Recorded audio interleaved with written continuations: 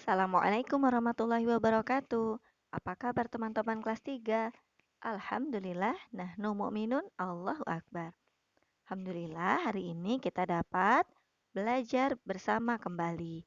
Nah, sebelum belajar, silakan teman-teman melaksanakan sholat duha, berdoa setelah sholat duha, dan duduk dengan tertib untuk berdoa sebelum belajar. Semoga ilmu yang kita akan pelajari menjadi ilmu yang bermanfaat dan berkah. Ya teman-teman, mari kita memulai pelajaran kita hari ini di tema 6, subtema 3, mata pelajaran PPKN, yaitu kewajiban dan hak dalam bermain dan menjaga lingkungan. Anak-anak seperti teman-teman memiliki simpanan energi yang besar. Selain digunakan untuk belajar, anak-anak berhak menggunakan energinya untuk bermain. Bahkan permainan itu merupakan sesuatu yang sangat penting. Maka Rasulullah pun bermain bersama anak-anak. Seperti yang diriwayatkan dalam sebuah hadis riwayat Tabrani. Sahabat Jabir radhiyallahu an, ia berkata, "Saat aku menemui Nabi Shallallahu alaihi wasallam, aku temui beliau sedang berjalan 4 kaki, yaitu bermain kuda-kudaan.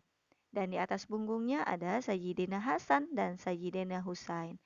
Dan Rasulullah pun bersabda, sebaik-baiknya unta adalah unta kalian berdua, yaitu Rasulullah.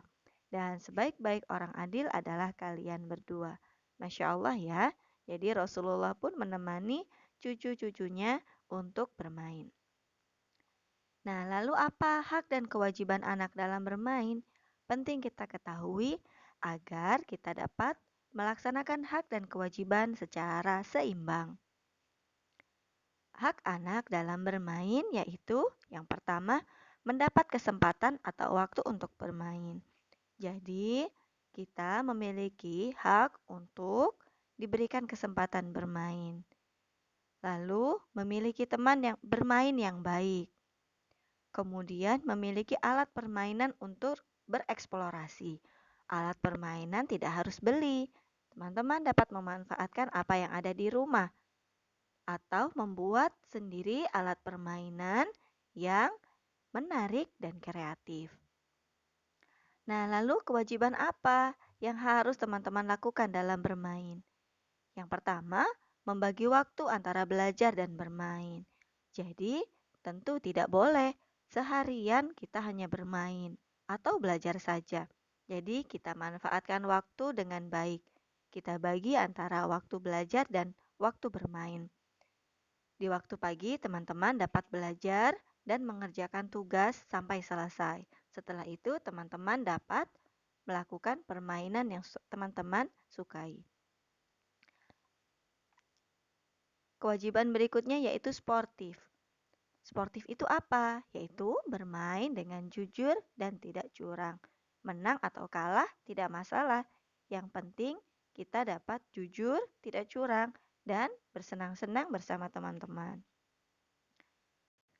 Kemudian kita wajib mematuhi aturan permainan. Misalnya bermain secara bergantian, tidak mengintip saat bermain petak umpet.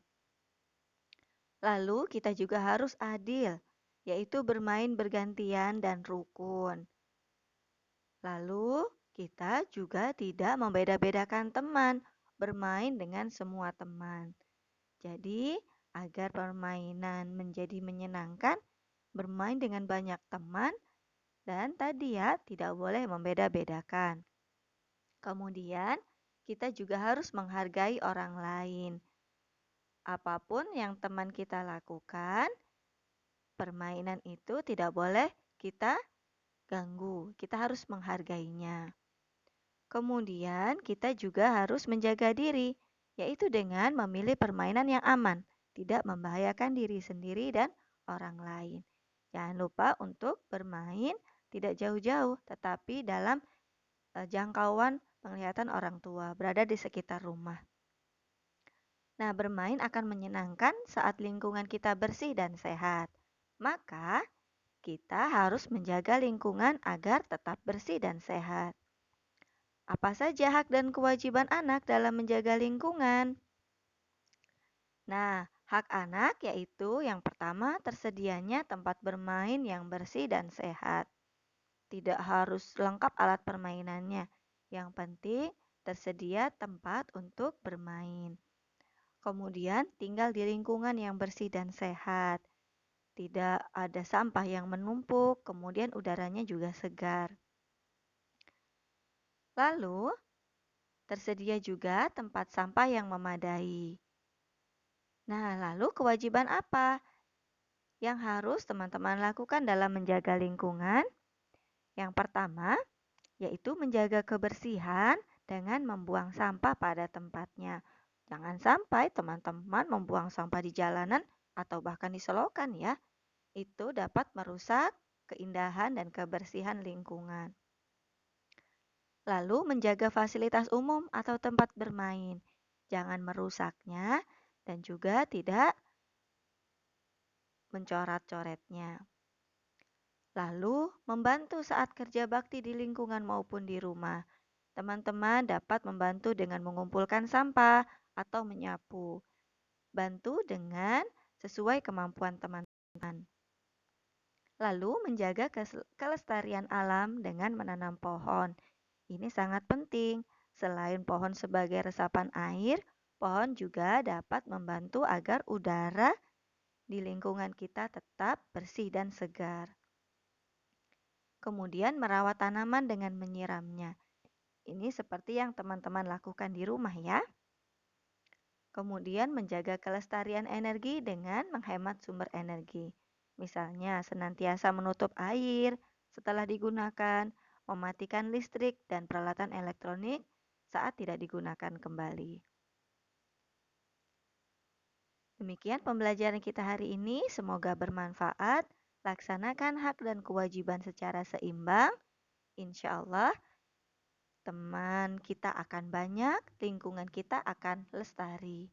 Demikian, jazakumullah khairan. Wassalamualaikum warahmatullahi wabarakatuh.